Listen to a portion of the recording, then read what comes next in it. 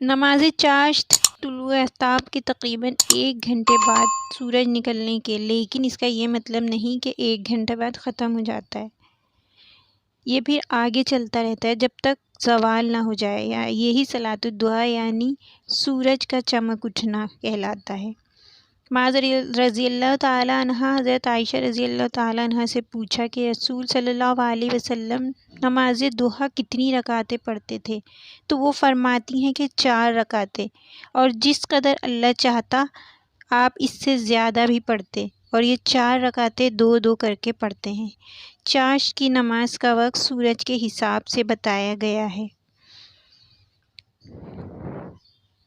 چاشت کی نماز فرض نہیں، نفل ہے۔ رسول صلی اللہ علیہ وسلم نے فرمایا، چاشت کی نماز کی حفاظت وہی کرتا ہے جو اواب ہوتا ہے، جو بہت زیادہ اللہ کی طرف رجوع کرنے والا ہوتا ہے اور بار بار اللہ کی طرف پلٹنے والا ہو۔ اب ایک اواب وہ ہے جو تہجد کی نماز پڑھتا ہے، پھر فجر کی نماز پڑھتا ہے اور پھر ظہر کی نماز پڑھتا ہے، تو اس نے مڈ ڈے تک کتنی نمازیں پڑھ لیں؟ اس کے پڑھنے سے تمام دن اللہ کی کفایت ملتی ہے، یعنی اللہ ہر کام کے لیے کافی ہو جاتا ہے۔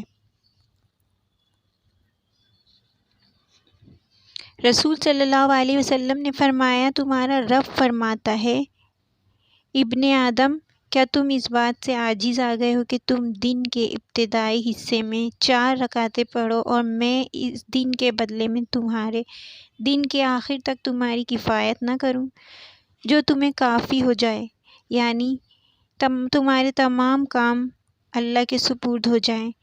تو یوں لگتا ہے جیسے اپنا سارا بوجھ اتارا اور رکھ دیا، اور ہے کوئی جو ٹیک کیئر کرنے والا ہے، یعنی اللہ تعالیٰ ہے جس کے سپرد ہم نے اپنے سارے کام کر دیے۔ اور یہ پازیٹیوٹی جب تک نہیں آ سکتی جب تک انسان اللہ پر بھروسہ نہ کرے، اور بھروسہ ہی نہیں، اس کے لیے آپ کو کچھ کرنا ہوگا، اللہ سے کنیکٹ رہنا پڑے گا، اللہ کے احکامات پر عمل کرنا پڑے گا، اور اللہ کے سپرد کر کے پھر یاد رکھیے کہ ابن آدم کا صدقہ ہے نماز چاشت۔